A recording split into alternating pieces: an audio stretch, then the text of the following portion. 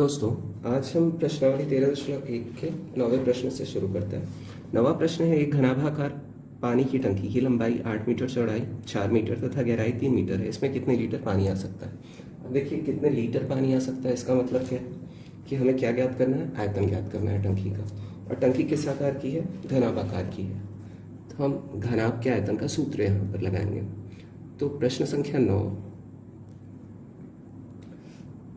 दिया है,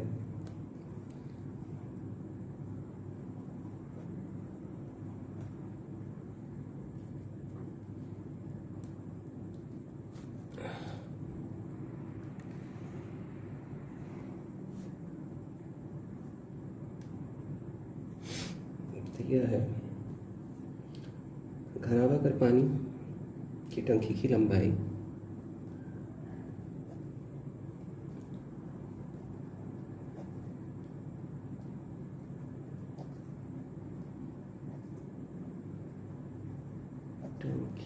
8 जो कि 8 मीटर है,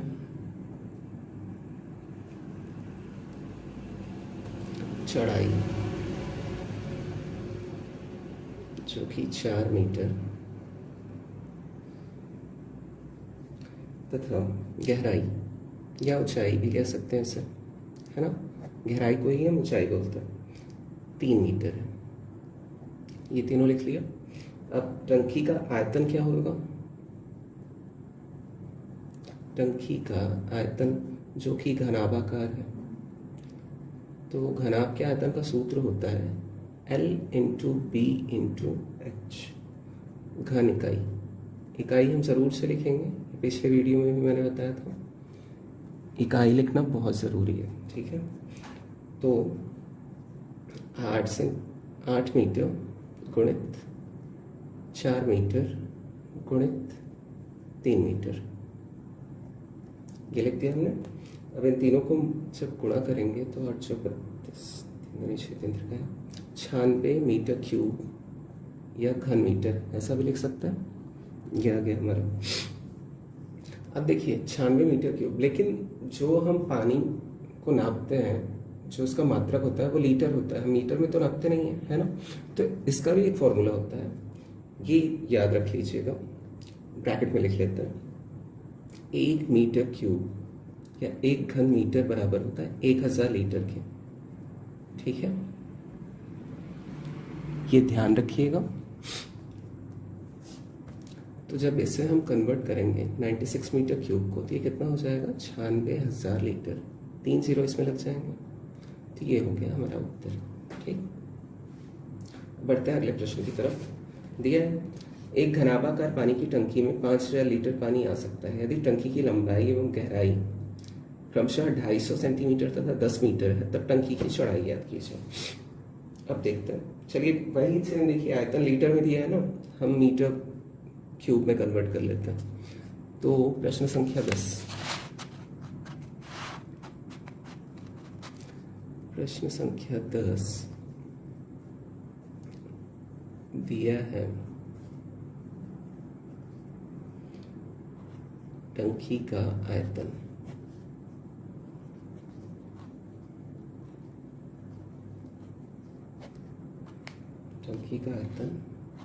जो कि दिया है 5000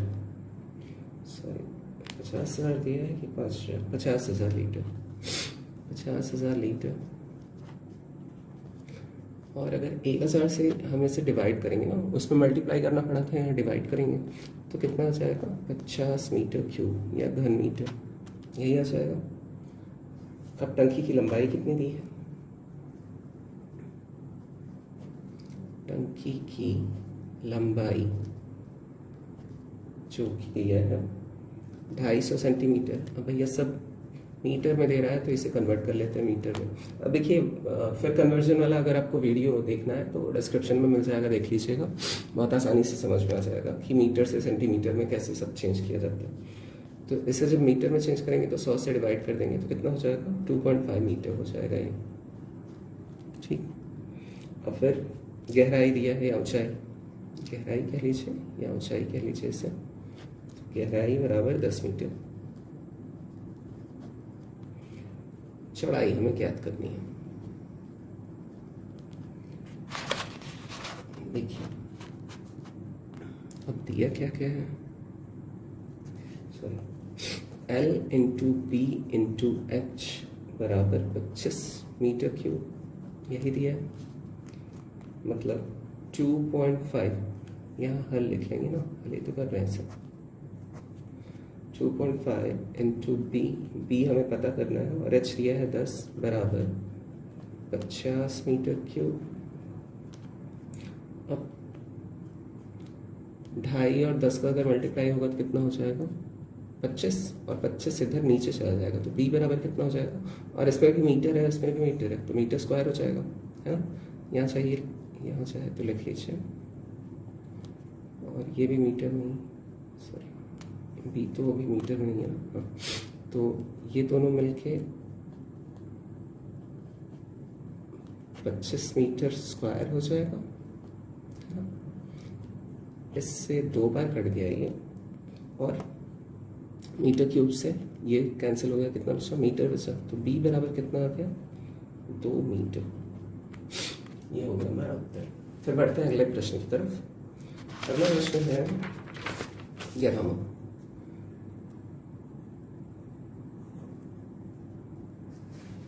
प्रश्न है, एक घन का आयतन 648 और करणी में 3 सेंटीमीटर क्यूब है, तब इसका कुल पृष्ठीय क्षेत्रफल ज्ञात कीजिए। देखिए ये सारे जो क्वेश्चंस कर रहे हैं वो सारे फॉर्मूला बेस्ड है, और फॉर्मूला इसमें याद होना कंपलसरी है, इसमें कोई ट्रिक नहीं लगना है या कुछ अलग तरीका नहीं लगना है। तो सारे क्वेश्चंस किससे लगेंगे, फॉर्मूला से, ठीक है। तो फॉर्मूला याद होना अति आवश्यक है, तो याद कर लीजिएगा आप लोग। 11वां दिया है घन का आयतन जो कि है 648 करणी में 3 सेंटीमीटर क्यूब, या घन सेंटीमीटर। ज्ञात क्या करना है हमें, ज्ञात करना है कुल पृष्ठीय क्षेत्रफल। अब कुल पृष्ठीय क्षेत्रफल और वक्र पृष्ठीय क्षेत्रफल क्या होता है ये मैंने पिछले वीडियो में समझाया हुआ है, आप लोग वो वीडियो देख सकते हैं, जो मैंने प्रश्न हल कराए थे उसी में मैंने समझाया भी। तो अब देखिए घन का आयतन, घन के आयतन का फॉर्मूला क्या होता है, हल ए क्यूब ना, जहाँ ए क्या है, भुजा है, बराबर 648 करणी में 3, ये दिया हुआ है सेंटीमीटर क्यूब, ठीक है। ब्रैकेट में लिख लेते हैं, दिया है। अब तो a बराबर क्या हो जाएगा, ये रूट जो है लग जाएगा इस पे 648 रूट 3, देखिए हम इससे भी अंदर लेंगे सेंटीमीटर क्यूब, और ये जो 3 है ना ये कहाँ चला आएगा, यहाँ पे। मतलब अंदर जो भी जोड़े बनेंगे वो किस में बनेंगे, 3 के जोड़े में बनेंगे। तो इनका गुणनखंड कर लेते हैं,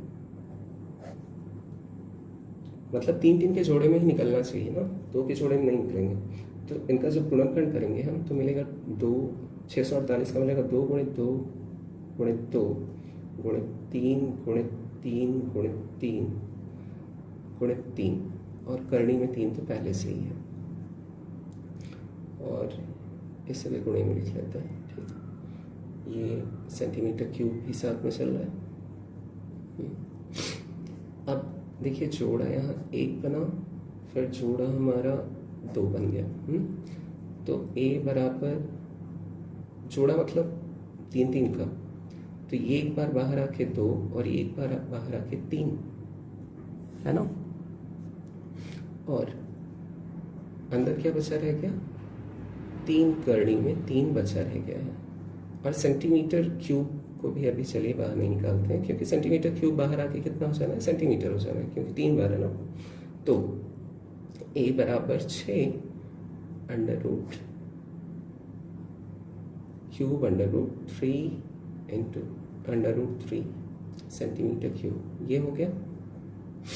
अब यहाँ एक बात देखिए, हम 3 को ब्रैकेट में समझा रहा हूँ, 3 को मैं करनी में 3 गुणित करनी में 3 ऐसा लिख सकता हूँ, बिल्कुल लिख सकता हूँ, है ना, क्योंकि करनी में 3 और करनी में 3 का गुणा क्या होता है 3। मतलब जो भी पूर्ण संख्या होती है वो अपने आप में क्या होती है, खुद 2 बार करनी में होती है। ठीक है, तो यही मैं आगे कर रहा हूँ। तो ए बराबर, चलिए सेंटीमीटर को बाहर निकाल लेते हैं, 6 सेंटीमीटर, और ये जो 3 है इसे मैंने 2 बार करनी में 3 लिख लिया और एक बार पहले से ही करनी में 3 है। अब देखिए ये 3 जोड़ा बन गया ना, ये बाहर आके एक बार करनी में 3 हो जाएगा। तो ए बराबर कितना हो जाएगा, 6 करनी में 3 सेंटीमीटर। हमने भुजा ज्ञात कर लिया। अब हमें कुल पृष्ठीय क्षेत्रफल ज्ञात करना है। अब घन का जो कुल पृष्ठीय क्षेत्रफल होता है, घन का कुल पृष्ठीय क्षेत्रफल बराबर 6a² होता है। तो 6a हमने ज्ञात किया कितना है, 6 करनी में 3 का स्क्वायर। तो निकाल लेते हैं, कितना आ जाएगा, 6 गुणित 6 छक्के 36, और करनी में 3 का स्क्वायर करेंगे तो करनी हट जाएगी। अब इन सबको मल्टीप्लाई कर लीजिए,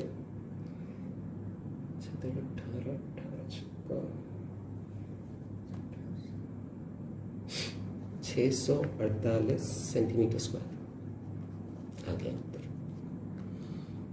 ठीक, ये प्रश्न भी हल हो गया। पढ़ते हैं प्रश्न 12वें की तरफ। चलिए दूसरे पेज में लगाते हैं क्योंकि काफ़ी सारा पसीना हो रहा है। प्रश्न 12वां है, घन की एक फलक का परिमाप 40 मीटर है, तब घन का आयतन ज्ञात कीजिए। अब फलक जो होता है वो किनारा एजेस होता है ना।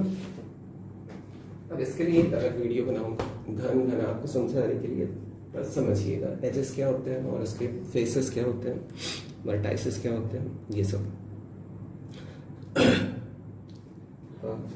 तो प्रश्न हल करते हैं। दिया है घन का फलक, घन की फलक का परिमाप, ये दिया ना, घन की फलक का परिमाप दिया है, घन की फलक का परिमाप 40 सेंटीमीटर। देखिए परिमाप जो होता है ना वो किसी भी, मान लीजिए एक आयताकार मैदान में आप गए और उसके किनारे किनारे दौड़ना शुरू कर दिया, तो एक कोना पकड़ के आपने जहाँ से शुरू किया था वहीं पे पहुँच गए, तो उस मैदान का क्या हो जाएगा, परिमाप हो जाएगा, है ना। तो ये उसका मतलब किसी भी आकृति का परिमाप क्या होता है, किनारे किनारे पकड़ के चल लीजिए, पूरा राउंड जहाँ से पहुँचे थे वहीं पहुँच जाइए, तो उसका परिमाप कहलाएगा। तो घन का एक फलक एक वर्ग होता है।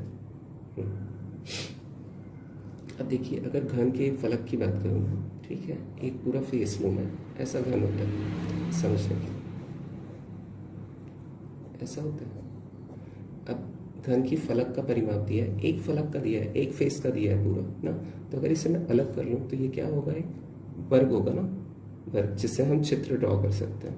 घन क्या है, 3D आकृति है, 3 डायमेंशन आकृति, और वर्ग क्या है, 2D है, जिसे हम सिर्फ किसी कागज़ पे बना सकते हैं, या मैदान वगैरह जैसे होते हैं, आकृतियाँ होती हैं, है ना। ठीक, तो देखिए अब इसे लिख, चूंकि घन का एक फलक एक वर्ग होता है,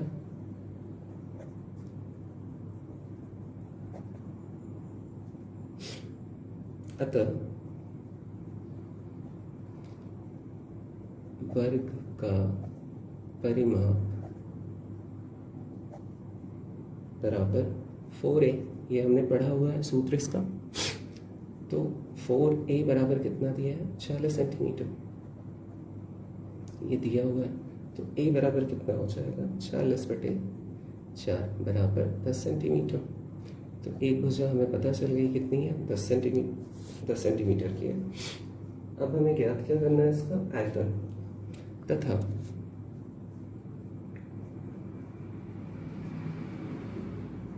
घन का आयतन,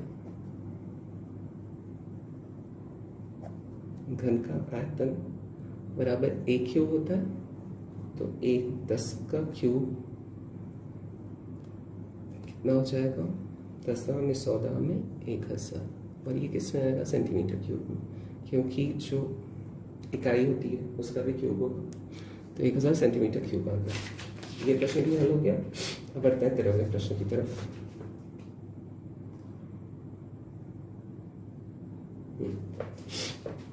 तेरहवां प्रश्न है,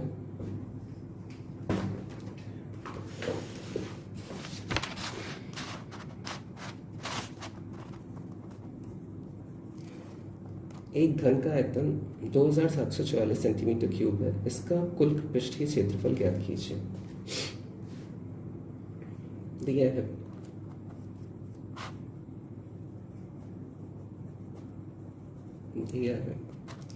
घन का आयतन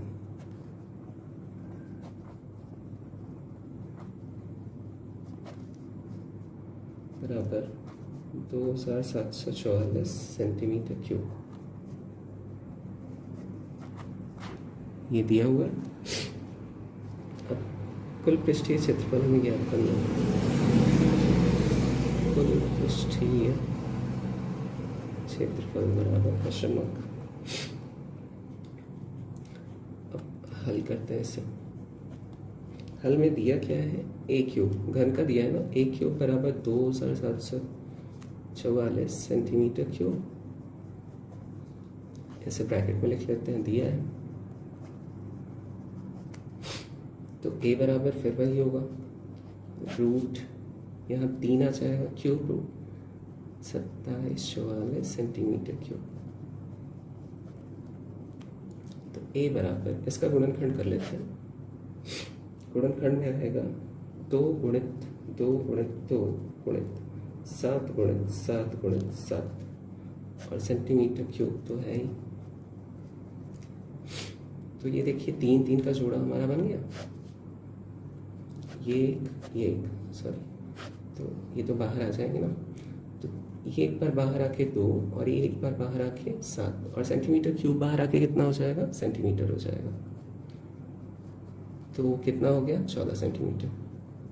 अब हमें निकालना क्या है, कुल पृष्ठीय क्षेत्रफल निकालना। तो कुल पृष्ठीय क्षेत्रफल का फॉर्मूला होता है, अतः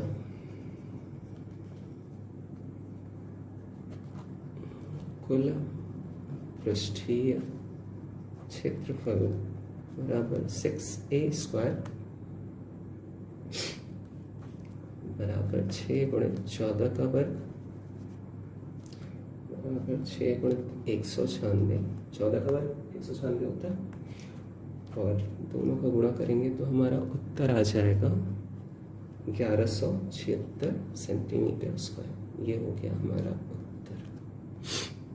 ठीक, अब बढ़ते हैं लास्ट प्रश्न की तरफ। 14वां प्रश्न देखते हैं। 14वां प्रश्न दिया है, एक घनाभ जिसकी कोर क्रमशः 18 सेंटीमीटर, 15 सेंटीमीटर तथा 2 सेंटीमीटर है, इसको पिघलाकर 3 सेंटीमीटर वाले घन कितने बनाए जा सकते हैं। अब देखिए, किसी चीज़ को जब पिघलाते हैं ना, हम उसके असल में आयतन को नापते हैं, है ना, पिघला के उसका पूरा आयतन निकल आता है ना। तो अगर बड़े वाले चीज़ को जो इससे पिघलाते हैं उसका आयतन निकाल लें, और जो छोटे जितने बन रहे हैं उसका आयतन निकाल लें, और दोनों को भाग दे दें, तो बनने वाले जितने भी बनेंगे घन या घनाभ जो भी बनेंगे उनकी संख्या हमें पता चल जाएगी। तो यही करने जा रहे हैं। दिया है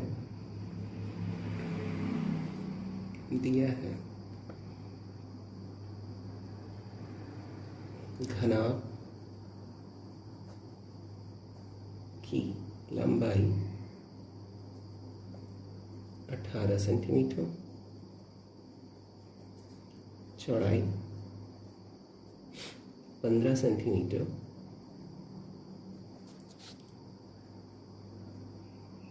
तथा ऊंचाई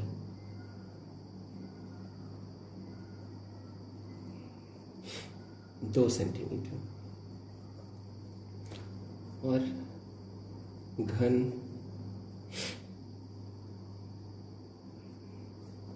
घन का कोर दिया है ना, या घन की भुजा जो भी मान लीजिए, घन का कोर बराबर 3 सेंटीमीटर। अब देखिए बनने वाले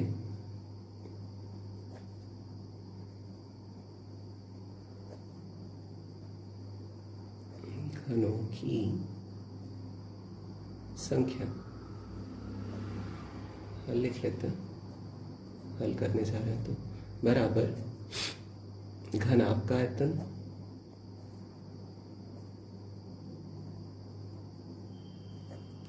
बटे घन का आयतन, जो बन रहा है घन उसका आयतन। तो क्या हो जाएगा, घनाभ का आयतन L into b into h होता है, तो हो जाएगा 18 सेंटीमीटर गुणित 15 सेंटीमीटर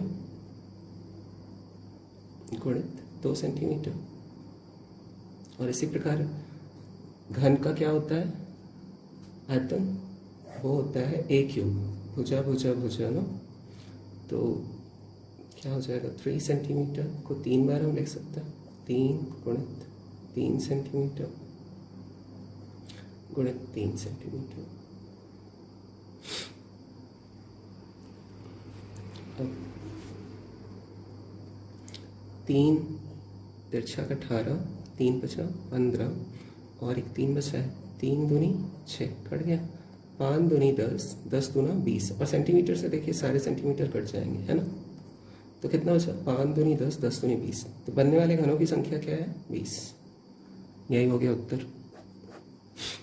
तो ये अध्याय हो गया समाप्त, कंप्लीट हो गया। अब फिर अगला जो वीडियो आएगा वो आएगा 13.2। हाँ, साथ साथ में मैं 12.1 के प्रश्नों को भी साथ में लेके चलूँगा, ठीक है। इससे आप लोगों को सही रहेगा, हल करिएगा। तो फिर मिलते हैं अगली वीडियो में। Thanks for watching video, take care, bye bye.